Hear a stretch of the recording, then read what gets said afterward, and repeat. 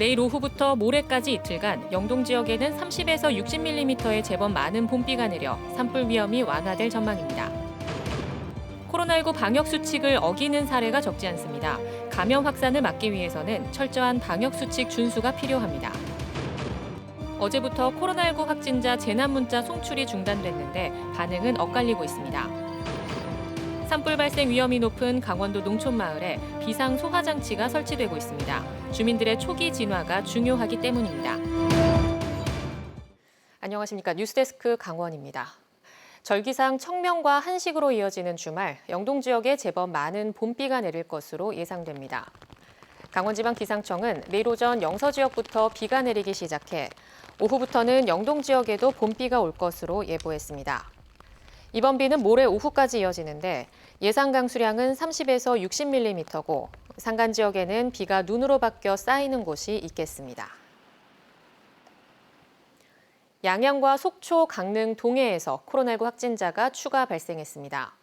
양양군에 따르면 서면 주민검사에서 확진된 28번 확진자의 가족인 40대 2명과 자가격리 중이던 다른 지역 60대 1명을 합해 3명이 확진됐습니다.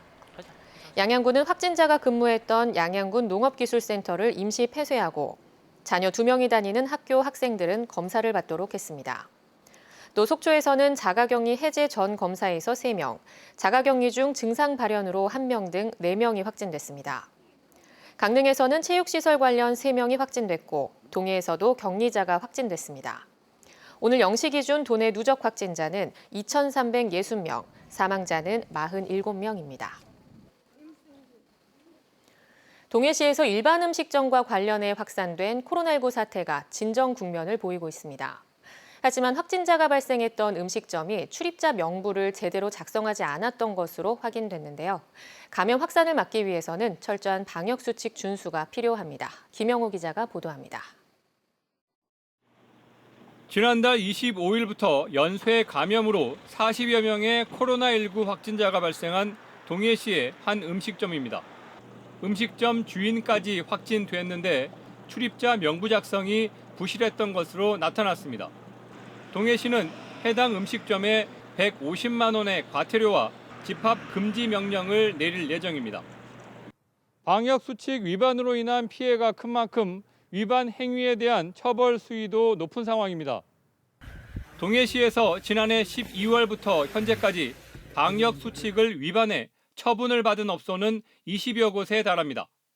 집합 금지를 위반한 업소 한 곳은 경찰에 고발됐고 나머지는 각각 150만 원의 과태료가 부과됐습니다.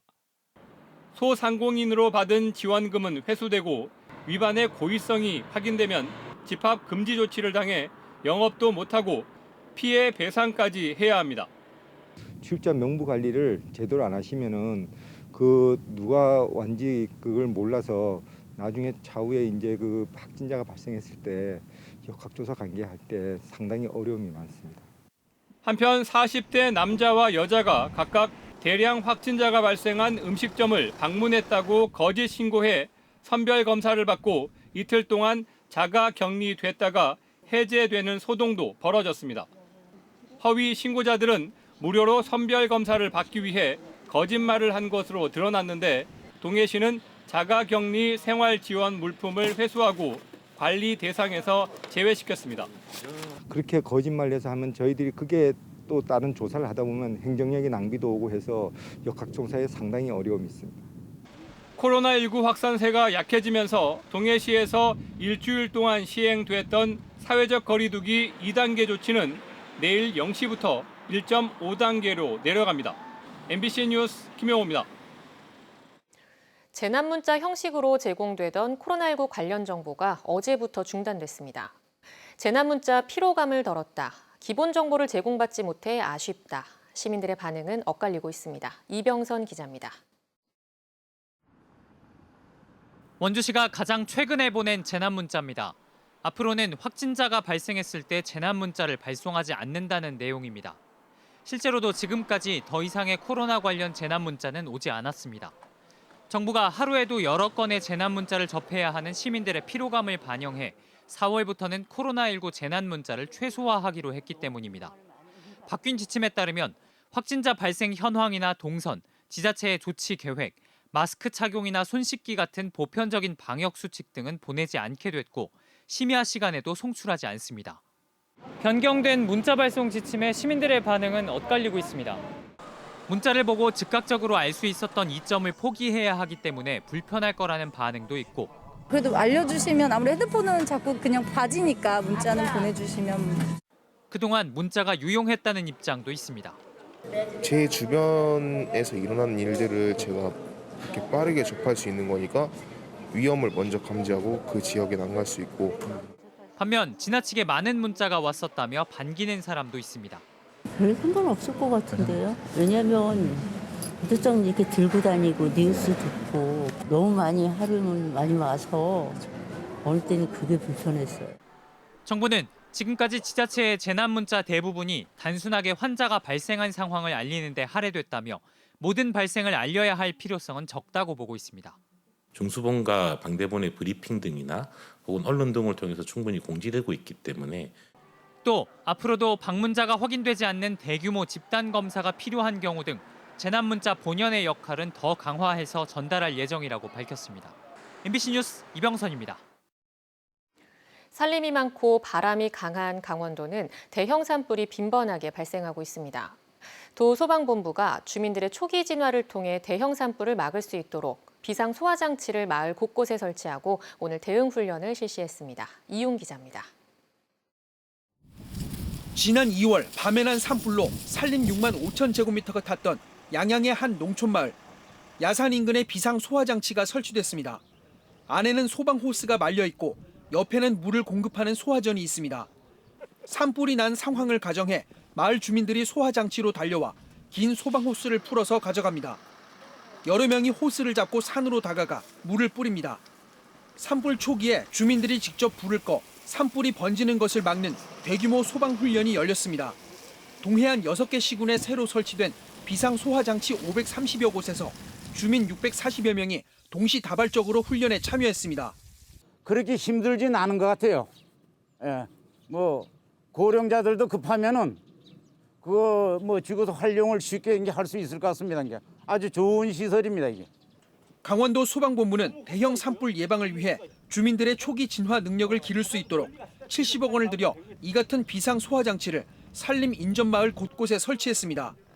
다음 주까지 비상 소화 장치 160여 개를 추가로 설치할 계획입니다. 오늘 훈련한 결과를 가지고 저희 강원소방 유튜브가 있습니다. 유튜브라든가 아니면 SNS 이런 방송을 통해서 좀 알려서 더 많은 주민들이 사용법을 알 수 있도록 더 열심히 노력하겠습니다. 지난 10년간 강원도의 산불 피해 면적은 5,537헥타르로 전국 최고 수준. 비상 소화 장치를 활용한 주민들의 초기 진화로 산불 피해가 줄어드는 데 도움이 될지 관심이 모아지고 있습니다. MBC 뉴스 이용입니다. 대한석탄공사가 휘청거리고 있습니다. 협력업체 소속 광부 수백 명이 임금을 달라는 소송을 벌이는 가운데 대법원에서 일부 패소했기 때문인데요. 남은 소송에서도 지게 되면 지급해야 할 임금만 400억 원이 넘습니다. 황구선 기자입니다. 대한석탄공사를 향한 협력업체 소속 광부들의 줄 소송이 벌어지고 있습니다. 석탄공사가 직접 고용한 광부들과 똑같은 일을 하고 있는데도 임금은 절반도 못 받는 등 차별이 극심하다며 근로자 지위 확인 소송을 제기하고 있는 겁니다. 협력업체 소속 광부들이 사실상 석탄공사의 지휘 감독을 받는 등 공사의 근로자가 맞다는 취지의 대법원 판결까지 나온 이후 나머지 협력업체 소속 광부들이 대거 소송을 제기한 겁니다. 비정규직 임금이 동일 노동임에도 40% 수준이었었는데 그 부분에 대한 문제를 해결하고자 추가 소송에 나선 광부 550여 명이 석탄공사 근로자 신분이 확인된다면 지급해야 할 임금은 400억 원대. 1년에 석탄공사가 정부로부터 받는 보조금 300억 원을 훨씬 넘어선 액수입니다. 석공은 앞서 대법원 판결에 따라 70여 명에게 23억 원을 지급한 바 있습니다. 이미 빚더미에 놓인 석탄공사가 과연 광부들의 임금을 제대로 지급할 수 있겠느냐는 우려가 나오고 있습니다. 지난해 기준 석탄공사 부채는 2조 원가량. 석공 측은 추가 소송과 관련해 대법원 판결이 난 근로자 지위 확인은 끝났지만 광부들이 주장하는 밀린 임금은 다시 계산해봐야 한다는 입장입니다. 지위는 정도는 내부적으로 다 같이 놓고 이제 작업을 하고 있어요. 일부 광부들이 도급직으로 바뀐 건 30년 전부터 시행했던 석탄 합리화 정책 때문입니다. 석탄 사용량이 급감하자 광부 직고용을 중단하고 하청업체를 들이기 시작했는데 석탄공사 소속 광부들과 임금 차이가 벌어지면서 갈등이 빚어졌습니다. 사실상 석탄공사의 상급기관인 산업통상자원부마저 사태 해결에 소극적인 모양새입니다.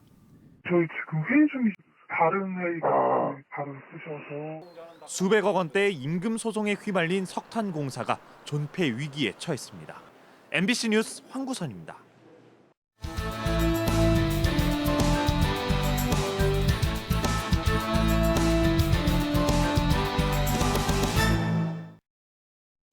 전교조 강원지부가 코로나19가 재확산되는 가운데 병원에서 학생 검진을 받도록 하는 것은 문제라고 지적했습니다. 전교조 강원지부는 성명을 통해 도교육청이 도내 55개 초중고등학교의 학년별 1개 학급을 선정해 병원에서 건강검진을 받도록 하는 학생 건강검사 표본조사를 즉시 중단하라고 주장했습니다. 특히 지난해 코로나19 감염 우려로 일시 중단된 사업을 사정이 나아진 게 없는데 재개하려는 이유를 찾기 어렵다고 비판했습니다. 강원FC가 내일 서울 원정에서 시즌 첫 연승에 도전합니다. 강원FC는 내일 저녁 7시 서울 월드컵 경기장에서 열리는 2021 하나원큐 K리그1 7라운드 경기에서 지난 시즌 맞대결에서 1승 1무 1패를 거둔 FC서울과 맞붙게 됩니다. 시즌 개막 후 3연패를 당한 뒤 이후 3경기에서 1승 2무를 달리고 있는 강원FC는 리그 12개 팀 가운데 10위를 기록하고 있습니다.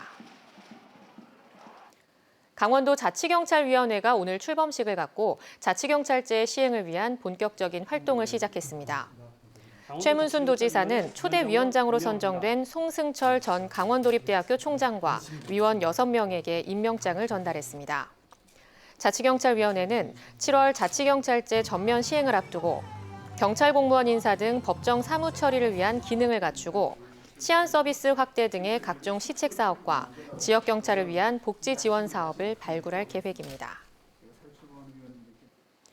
동해안권 경제자유구역 망상 1지구 개발사업 시행사인 동해 ECT가 최근 개발사업 차질에 대한 입장을 밝혔습니다. 동해 ECT 국제복합관광도시개발은 동해시가 지난해 강원도에 승인 신청한 2030 도시기본계획 상정을 무기한 유보하면서 토지보상 업무가 중단되는 등 사업에 차질을 빚고 있다고 주장했습니다.